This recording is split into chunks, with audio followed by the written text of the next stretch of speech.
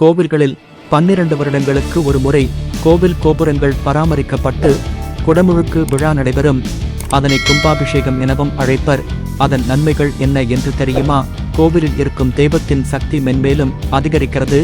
இதனால் பக்தர்கள் வழிபாடு செய்யும் போது அதிகமான ஆன்மீக அதிர்வுகளை உணர முடியும். கும்பாபிஷேகத்தின் போது செய்யப்படும் யாகங்கள் மற்றும் மந்திரங்கள் தீய சக்திகளை விரட்டி கோவிலை சுத்தம் செய்கிறது என்று நம்பப்படுகிறது. கும்பாபிஷேகத்தில் கலந்து கொண்டால் நம் பாவங்களை தீர்க்கும் சக்தி இருப்பதாக சொல்லப்படுகிறது. மன அமைதியை தருகிறது. கும்பாபிஷேகம் என்பது ஒரு சமூக நிகழ்வு. இதில் பல்வேறு தரப்பு மக்களும் கலந்து கொள்வதால் சமூக ஒற்றுமை வளர்கிறது. கலாச்சார பாரம்பரியத்தை பாதுகாக்கிறது.